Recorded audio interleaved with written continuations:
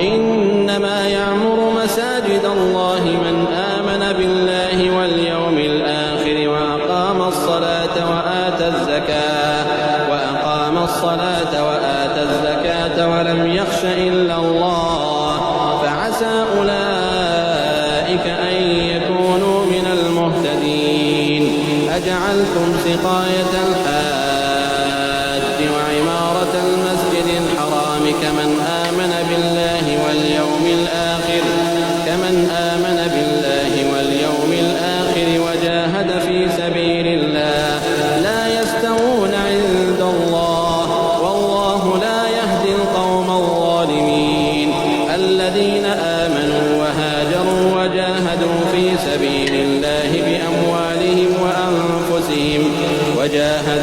سبيل الله بأموالهم وأنفسهم أعظم درجة عند الله وأولئك هم الفائزون.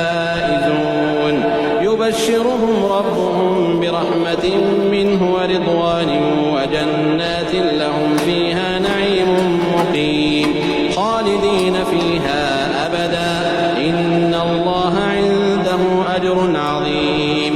يا أيها الذين آمنوا لا تتخذوا آباءكم وإخوانكم أولياء إن استحبوا الكفر على الإيمان ومن يتولهم منكم فأولئك هم الظالمون.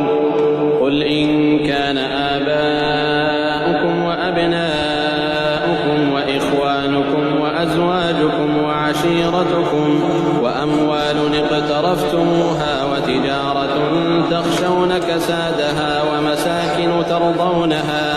ومساكن ترضونها أحب إليكم من الله ورسوله وجهاد في سبيله فتربصوا حتى يأتي الله بأمره والله لا يهدي القوم الفاسقين.